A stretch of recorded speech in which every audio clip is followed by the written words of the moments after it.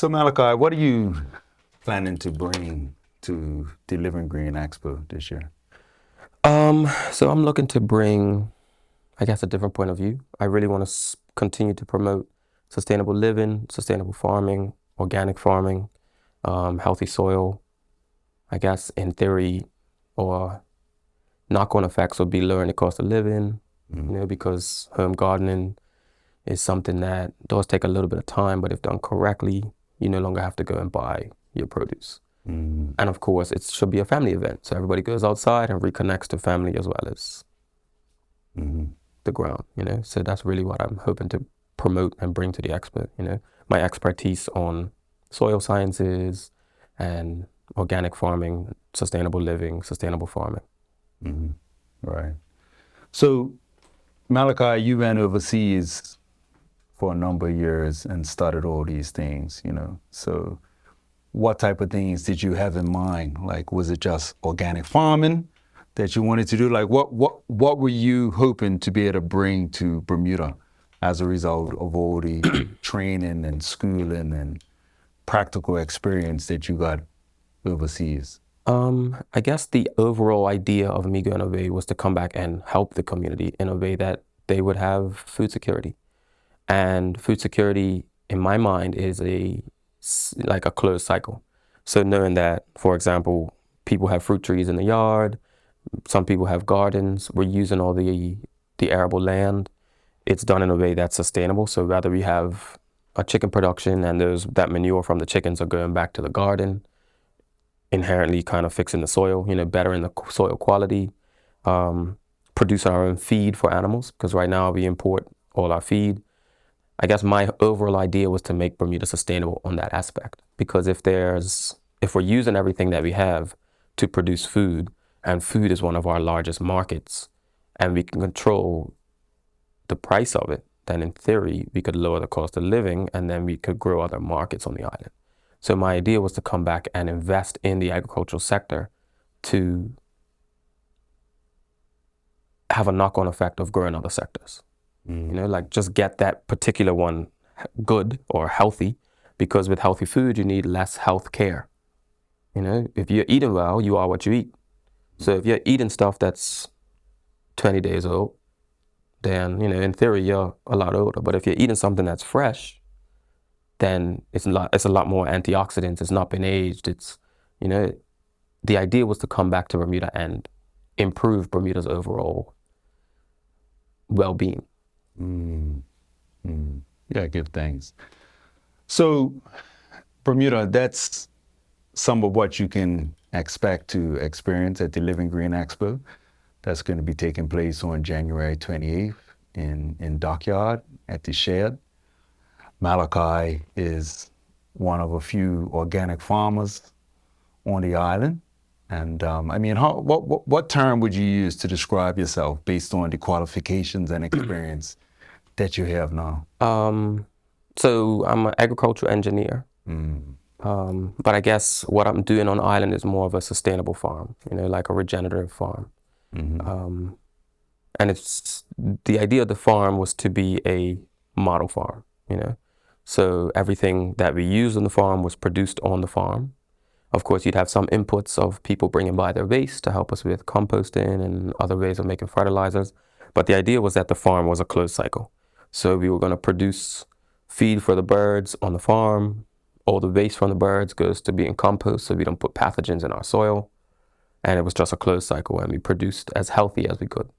So it's a sustainable farm that I'm doing, but I'm an agriculture engineer. Right. Okay. So there's a lot of conversation around organic farming, and is it even possible in Bermuda?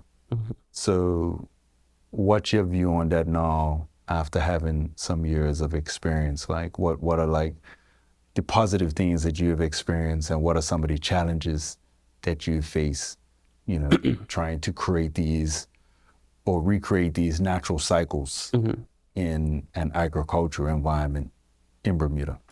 So I definitely think on a ground level, organic agriculture is very, very possible in Bermuda. It does involve community, and I think Bermuda, for the most part, is very community-based still. I mean, at least I feel so. I've had people come by and give egg cartons, give waste, organic waste. I've had people come by and give, plastic bags so they can feel like they're recycling them as well.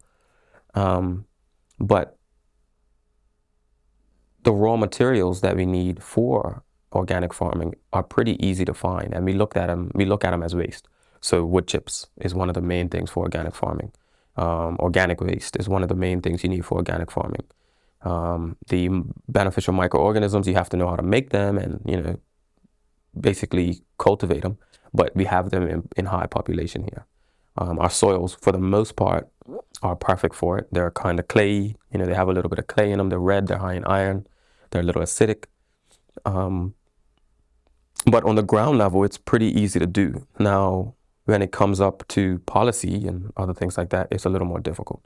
So it makes it a lot more challenging trying to farm and also change policy.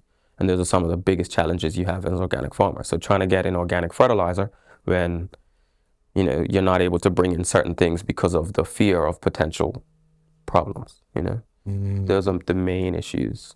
Right. Yeah. Right. So these are some of the challenges that you face is more policy based. Yeah. Right, on the island? Yeah. And so have you been able to see a way around them, or have they ended up being very disruptive to your original ideas? So I've actually decided to shut down the Orange Valley leg of Just a Farmer. Wow. Yeah. So you've shut down. Yeah.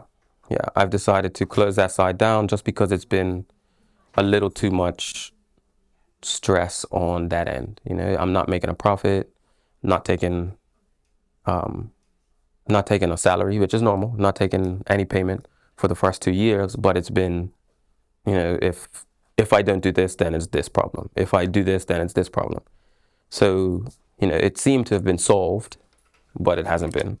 Well, I guess there was a moment when it was, in the general public. I don't know if it was through traditional media or social media, but there was a lot of conversation around the island about the fact that there were concerns about your farm. Mm-hmm. Is that like a simple explanation, or is it complicated? I guess it's a little bit of both. It's a little bit of both. There is a lot of concerns about it. Some people didn't like the fact that I had put up a stall at the front because they were saying that it looks similar to other Caribbean islands or other islands that are Caribbean, and they don't like the look. Hold on. So this is government, or this is... It's a mix. It's a mix of government and public. So the fact that you had a stall up to sell your produce was a concern? Yes. Okay, that's interesting. All right. Mm-hmm. The chicken coop that I put up was more planning, but of course somebody had to call planning. Planning doesn't just arrive on the self, they normally sit in the office. So that's why I say it's a mix between general public and then government. So people were concerned with you having a chicken coop? Mm-hmm. Because? I don't know the concerns behind a chicken coop. So, so my general understanding of organic farming, you've used the language already in this conversation about a closed loop. Yeah. Which means that you need some type of, livestock or animals or something, mm-hmm. You know what I mean, where you can take, their waste and use it as fertilizer. Right. Or to assist with your whole composting process and create all the, the nutrients and things you need to enrich the soil. Mm-hmm. So short of you having your own chickens, then you would have to try to find somebody else with chickens and try to get... Correct. Yeah. So I feel like that leads back to the consumerist. I'm trying to get away from being a consumerist by producing it all on my own farm. So I'm not trying to import, because if I import, then I'm giving money that I'm producing in the island to an external factor, an external company. The idea was to produce it all on the farm so that the money could then circulate, because if I don't send that money away, I can then take it and spend it in a local shop here. You get me? So there's a little more money to move around. That was the idea of it, which is why I called it. Or you're hiring local people or things of that nature. It's a little more money to flow within our own circular economy, So at the moment, there's a concern with having a farm and having chickens. I don't know if it's a concern or if it's just not what people are used to. I mean, this is how I grew up. We had chickens in the yard. We had vegetable gardens. We had fruit trees. You know, my daddy used to put me in the wagon or the wheelbarrow, take me down to the farm. I help him. We pile everything in there. He'd sit me on top of it and Go back up to walk me around. My sisters would be helping, and Yeah. you know, I mean, and we had chickens. You know, I mean, you know, I was mortified one day when, you know, I got attached to a chicken, and you know, my granny said, like, we have chicken soup for dinner. And then I was like, well, where's the chicken?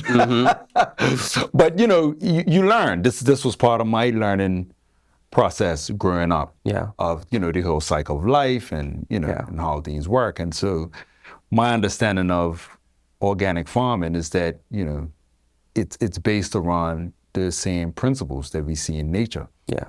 And so what I'm hearing from you, though, is that there are policies in place, or there are, I guess, perspectives held by persons in the general public here that see challenges with the elements that are required to farm on the island. Correct. So you're running into human issues, you know, when I'm thinking we're here to discuss, like, okay, like soil quality, the amount of rain we get, Yeah. the amount of fertilizer and stuff we have access to. I mean, that's you been know. a challenge too. This last year has been a big challenge with rain. The rain has definitely it's definitely reduced the amount of profitability or production as such because of funguses, you know, just high humidity, more fungus, less rain, less sun, less growth. But it's been like, I could work through that. You know, if I could put up a greenhouse, I could control my environment. But I can't put up a greenhouse on an arable piece of property without planning permission. So I have to wait whatever long that takes and pay the fees up front. And then after they give me the A-OK, I have to go buy the greenhouse and put it up. Like, I'm here to produce food to make Bermuda more sustainable, food secure. And every time I try to go to the next level because it's what's needed, some blockage between me and what I'm trying to get to. I see. So if you're shutting down your farm, which I figure is a major disappointment at this point, what will you focus on, or what are you doing now? Like, what are some of the main things that you are able to do, and how does that impact like your overall what you were looking to achieve? So I'm really dabbling between whether I shut it down entirely or whether I turn it into something that will still produce and add to our culture. I'm kind of on the edge of just making it into a perennial crop. So it's a yearly crop that you harvest instead of a monthly thing. The issue with that is it goes back to monocrops. And we all know monocrops are not good for the soil. So I'm kind of in between minds. But when I do decide what I'm doing, what I'm really going to be focused on is fruit trees. Fruit trees, getting people to plant fruit trees in their yard because it's a generational gift. You know, you plant a tree, your son sees you take care of it, or your daughter sees you take care of it, they take care of it, and you harvest as long as that tree is around, you know. And that kind of still goes along with me trying to push Bermuda's food security and sustainability, you know, because if everybody in the neighborhood has lemons, everybody can share lemons. If everybody has a fruit tree, I have oranges, you have lemons, they have apples, then at one point in the season, we have an abundance and we go out and we kind of share them instead of let them drop on the ground and rot. And because it's all different seasons, you get different fresh fruits during those different seasons. So that's really what I'm trying to push because, yeah. So what projects do you have going on right now? I'm looking at, on the closing side of the farm, I'm looking at giving classes to just, I guess, give as much knowledge to the public as I can before I close it down. So I'm looking at a culling course because there's a lot of people that are interested in having chickens and breeding their own chickens.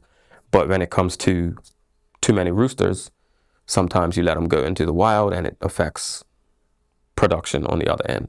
So I'm looking at giving a culling course just so that people can understand how to cull, the reason you cull, you know, there's certain processes behind it.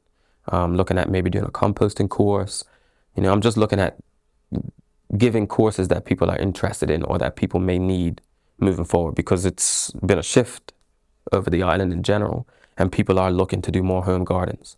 So I guess right now at this current moment, as I step out, and I'll be stepping into the family business, telecoms, but I'll be trying to give as much knowledge to the public as I can so that they can continue the movement at a home level. I see. So obviously you've learned a lot of the merits and the benefits associated with, sustainable farming. We're talking now about how it's a huge shift in perspective. So I'm really looking forward to you having an opportunity to interact with the general public at the expo.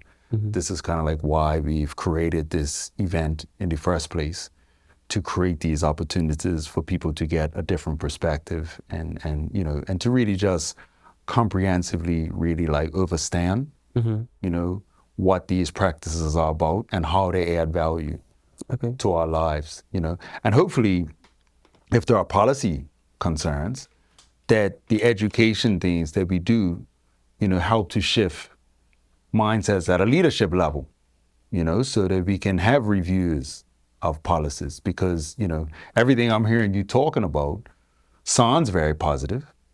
And in my view, I would think those things would be supportive. So it would be interesting even to understand what the concerns are with these practices that, would you consider these things very commonplace in other countries around the world? Definitely. But I think because most of those countries aren't developed, they're looked down upon, or they're not valued enough. I think that's probably where the disconnect comes into play. Well, you've talked a lot about the connection between these processes and human health, and it's very interesting. A lot of times in my language, I say so-called developed countries. Yeah, you're right. Because in many regards, the countries that we consider to be developed have regressed in ways. So it looks good, but people are not really doing very well physically, mentally, emotionally, spiritually. There are deficits, huge deficits. Yeah. The quality of the food.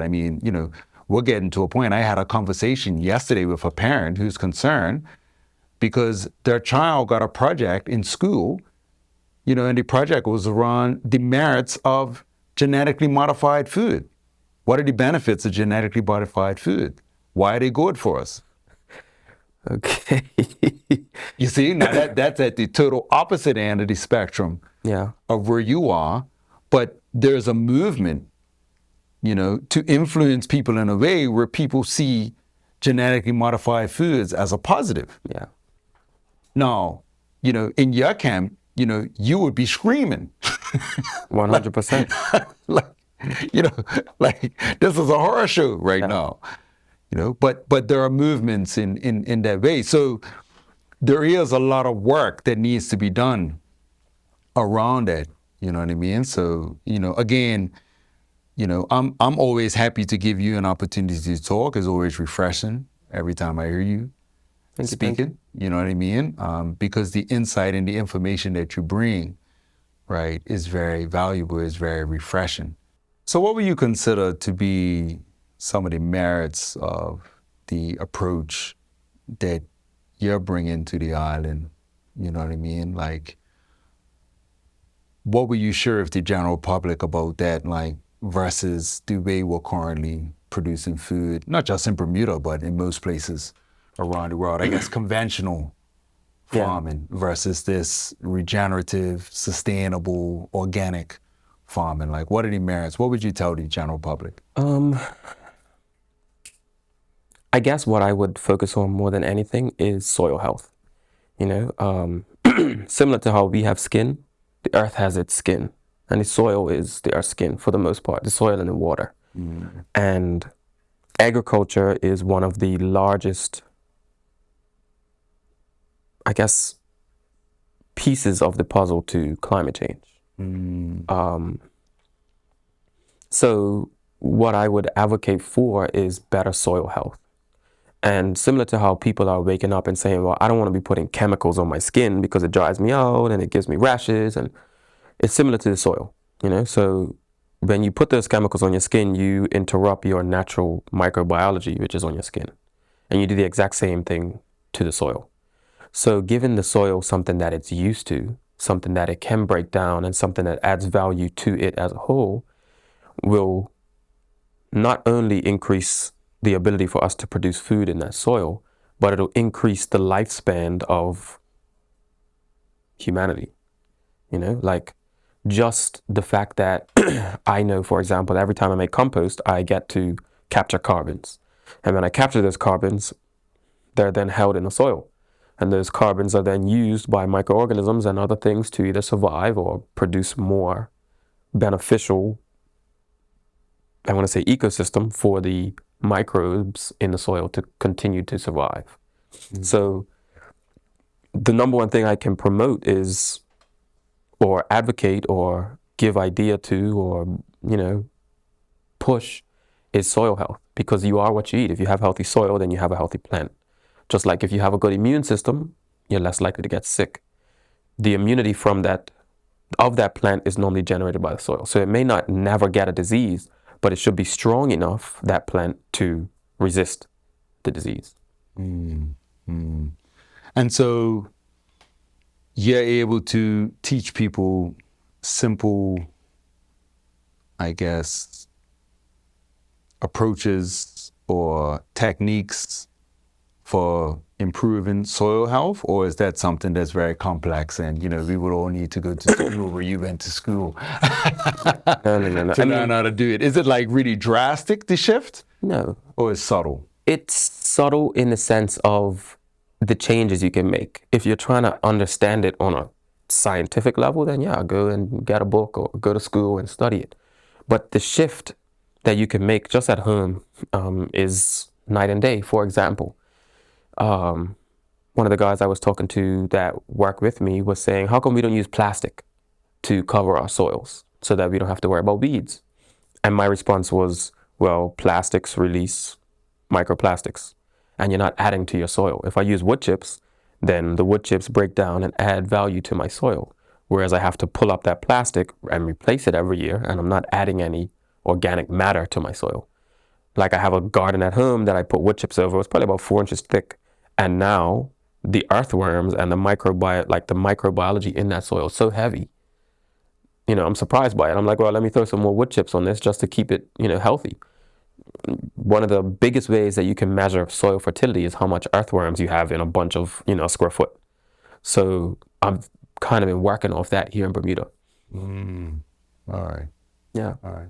So these are some of the things that you can share with people at the expo. So what's your general thoughts about, I guess, the expo and the event, you know, and the benefit of it to the general public? Well, I think it's up to the general public to come out and want the knowledge. You know, I feel like this is going to be a great eye-opener for me to figure out how many people are actually interested in their health at a ground level. You know, the amount of people that I see and get to interact with is probably going to be, hopefully, everybody on the island. You know, everybody is considering their health and the future generations moving forward, because solving the issue now should solve the issue for the future. At least that's the way I work, or I've been taught to work, or my mind works.